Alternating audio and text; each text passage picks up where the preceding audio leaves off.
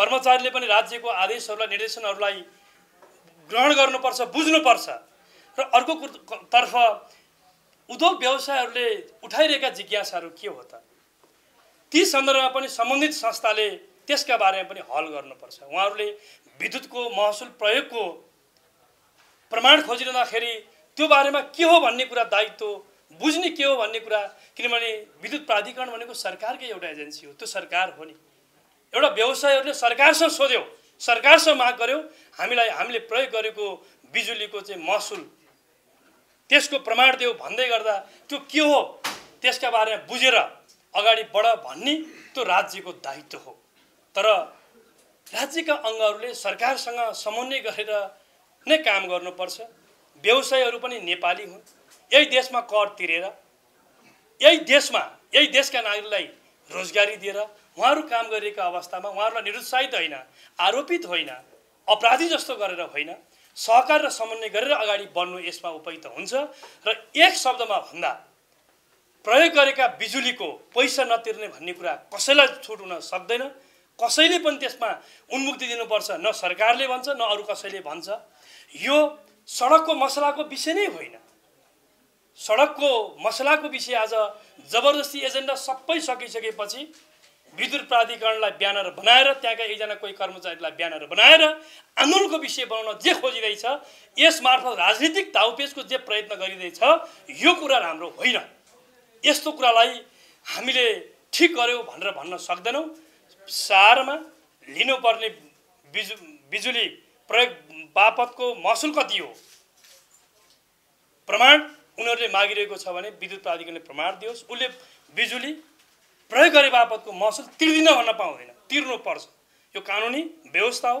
यसमा उहाँहरूले त्यसमा अटेर गर्न पाउने कुरा छैन। यसमा विद्युत काटेर उत्पादनलाई चाहिँ ठप्प गराएर भन्दा पनि समन्वय सहजीकरण गरेरै जाँदा उपयुक्त हुन्छ भन्ने कुरा यति भन्न चाहन्छु। अन्तिममा सहकारीको प्रसङ्ग आजको हाम्रो देशको एउटा केन्द्रीय बहसको विषय बन्यो। वास्तवमा यो गम्भीर विषय हो। यो केन्द्रीय बहसको विषय त अलि पहिलादेखि हो, तर एकजना कोही आरोपित व्यक्ति वा आशंकित व्यक्तिलाई समाउने बित्तिकै त्यससँग जोडिएर भएका विभिन्न चाहिँ हुल हुज्जत, नाराबाजी, आन्दोलन, यसले फेरि यो विषय अझ अर्को, यो त राष्ट्रिय होइन कि अन्तर्राष्ट्रिय जस्तो बनेको छ। यहाँहरूलाई निवेदन गर्न चाहन्छु, सहकारी यो सरकार सुशासन प्रवर्धन गर्नका लागि कानुन बमोजिम काम गर्छ, अनुहार हेरेर होइन, कुन राजनीतिक पार्टीसँग को आबद्ध छ भन्ने आधारबाट होइन, कानुनले कसलाई कसरी खोज्छ, कसरी पछ्याउँछ, कानुनले के भन्छ त्यस आधारबाट राज्यका अनुसन्धान गर्ने इकाइहरूलाई सरकारले प्रभावित गर्दैन, स्वतन्त्र ढङ्गबाट निष्पक्ष ढङ्गबाट अगाडि बढ्छ। न्याय निरूपणको प्रक्रियामा तीनवटा पाटाहरू हुन्छन्। पहिला आरोपित व्यक्तिका बारेको विषय, त्यो आरोपित व्यक्ति आरोप लगाए अनुसारको अवस्थाको हो कि होइन राज्यको अङ्गले अनुसन्धान गर्छ। नेपालमा अनुसन्धान गर्ने इकाइ भनेको प्रहरी हो, प्रहरीले अनुसन्धान गर्छ, उसको काम यति हो।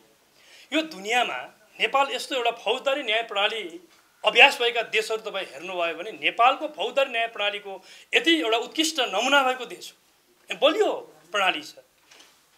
अनुसन्धान मात्रै प्रहरीले, सरकार मातहतको प्रहरीले अनुसन्धान मात्रै गर्छ, आधार प्रमाण खोज्छ, अनुसन्धान गर्छ। अनुसन्धान गरेको प्रतिवेदन उसले सरकारी वकिललाई बुझाउँछ। सरकारी वकिलले आवश्यक आधार प्रमाण मुद्दा चलाउन उपयुक्त छ कि छैन, सरकार मातहतको निकायले कतै बायस पो भयो कि बदनियत पो राख्यो कि फसाउने नियत पो राख्यो कि, त्यो चेक गर्ने निकाय भनेको सरकारी वकिल कार्यालय हो। सरकारी वकिलले त्यसको आधारमा आधार प्रमाण, तथ्य प्रमाण सबै छ, त्यसको आधार उसले अभियोजन गर्छ। अभियोजन गरेर मात्रै पुग्दैन, त्यसको न्याय निरूपणको प्रक्रियामा अनि अदालतले ठिक बेठिक, सत्य असत्य त उसले फैसला गर्छ नि। भनेको अर्थ एउटा फौजदारी एउटा केसमा मुद्दामा यस प्रकारको प्रक्रिया जोडिन्छ। त्यसकारण कसैलाई फसाउन, कसैलाई बदनामित गर्न सरकारले चाहेर हुन्छ, सकिन्छ। तपाईँ कल्पना गर्नुहोस् त, सरकारको तर्फबाट सरकारको मातहतमा रहेको अनुसन्धान इकाइ भनेको प्रहरी हो, प्रहरीले अनुसन्धान मात्रै गर्छ, मुद्दा दायर गर्ने कुरा पनि सरकारले गर्दैन, सक्दैन। उसले केवल प्रतिवेदन मात्रै पेश गर्छ सरकारी वकिललाई। तर आज फैसला के भएको छ भने अनुसन्धानको प्रक्रिया बल्ल आरम्भ हुँदैछ, तर अदालतले गर्ने फैसला जसरी हुल हुज्जत गरेर, नाराबाजी गरेर, कोण सभा गरेर, आन्दोलन गरेर फलानु व्यक्ति निर्दोष छ, निर्दोष व्यक्तिलाई किन समाइयो, किन राजनीति प्रतिशोध जे कुरा गरिँदैछ यो बेठिक छ। यो बेठिक छ। लोकतन्त्रमा, विधिको शासनमा यस प्रकारले कानुनले स्वतः काम गर्ने प्रक्रियामा अवरोध सिर्जना गर्ने कुरा आफैमा पनि अपराध हो। अब्स्ट्रक्सन अफ जस्टिस यो मान्य हुन सक्दैन लोकतन्त्रमा। न्यायमाथिको अवरोध।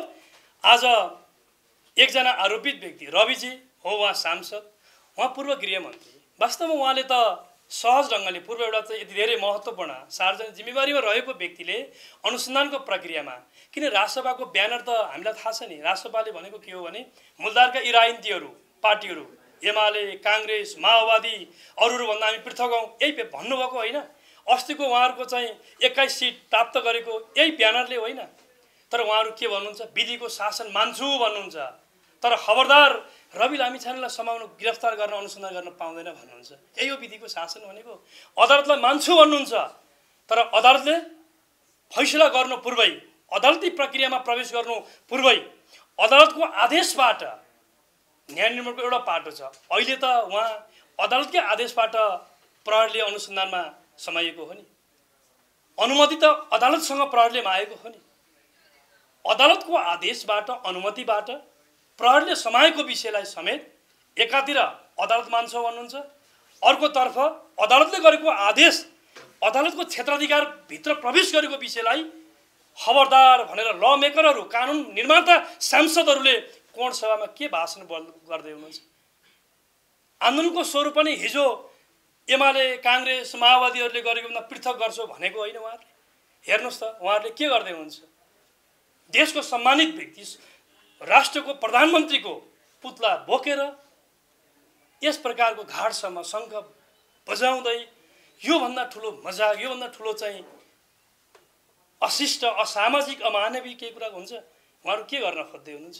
त्यसकारण उहाँहरू अनुसन्धानलाई प्रभावित गर्ने, अदालतलाई धम्क्याउने, प्रहरीलाई धम्क्याउने त्यो खेतीमा जसरी सिङ्गो राजसभा लाग्यो, यसले राजसभालाई साँच्चै माया गर्ने कार्यकर्ताहरूमाथि पनि यो कुराले वास्तवमा उहाँहरूलाई अन्याय राजसभा मार्फत भएको छ भन्ने लाग्छ। र यस प्रकारले हुल हुज्जतबाट यो देशको कानुन प्रभावित होइन।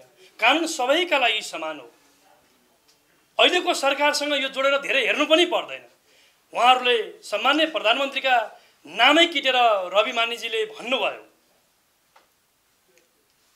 अहिलेको बहालवाला प्रधानमन्त्री यो देशमा प्रधानमन्त्री भएको जम्मा 100 दिन भयो।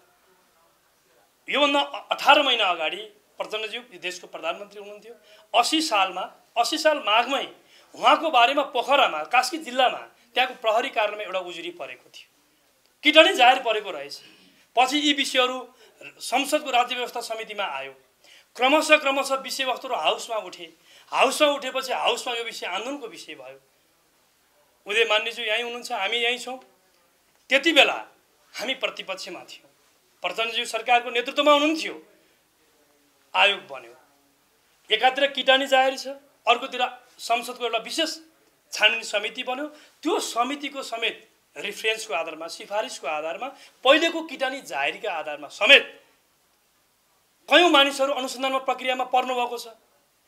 त्यही रिपोर्टले भनेका छविलाल जोशीजी अलि अगाडि अनुसन्धानको प्रक्रियामा प्रहरीलाई सहयोग गरेर बसिरहनु भएको छ। त्यही बमोजिम रविजीलाई गिरफ्तार गर्ने बित्तिकै अनि राजनीति प्रतिशोध, अनि यो सरकार मुर्दाबाद, यो सरकारसँग जोडिएको विषय के हो तपाईहरु सबैले थाहा पाउनुपर्छ।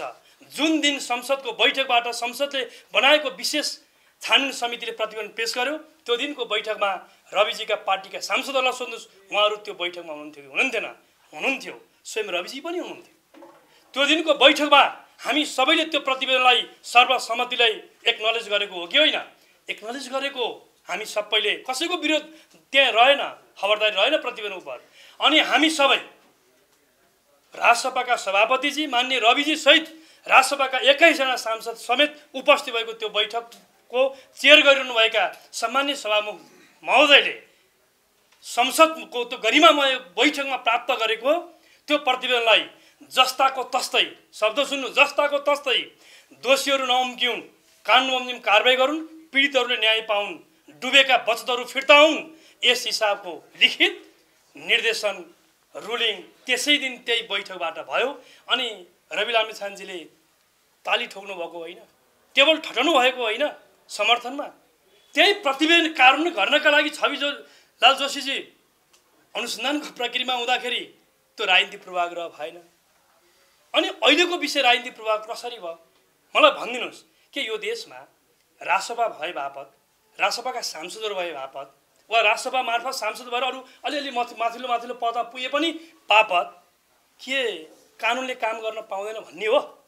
संविधान र कानुनमा त्यस प्रकारको लेखनी गर्नुपर्छ भन्ने हो कि यो देशमा राजसभाका साथीहरूलाई छुट्टै कानुन, अरूलाई छुट्टै भन्न मिल्छ? त्यसका कानुन सबैका लागि बराबर हो। जहाँसम्म सत्ता पक्षलाई बचाउन खोज्यो आफ्ना आफ्ना छानी, यसमा पनि म तपाईँलाई प्रश्न पार्न चाहन्छु। कानुनले तपाईँ र मेरो छलफलले होइन नि, तपाईँको र मेरो छलफलले को अपराधी हो होइन भन्न मिल्छ? फलानलाई किन नसमा, फलानलाई किन नसमा, रविजीले त समाउनु हो भन्नुहुन्छ।